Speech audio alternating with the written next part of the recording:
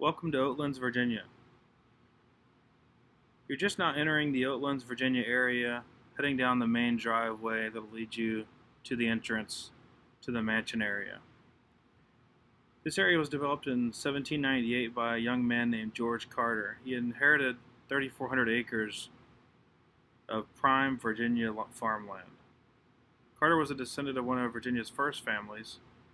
This area was a plantation economy built on wheat production, and eventually George Carter branched out to grow other small grains. He raised sheep for their wool and built a mill complex on nearby Goose Creek. The success of this area depended on slave labor, and by 1860 the enslaved community at Oatlands numbered 133 men, women, and children.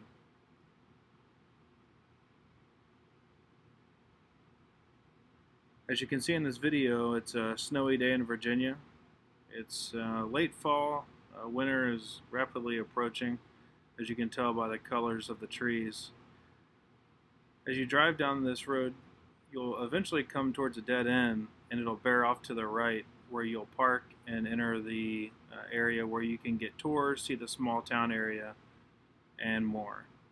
There's many events that are held at Oatlands throughout the year: polo events, craft shows, as well as cross-country meets. You'll go down this road and you'll make a right, as you'll see here shortly, where you'll enter the parking area and enjoy your day. Thanks for taking a look at Oatlands, Virginia.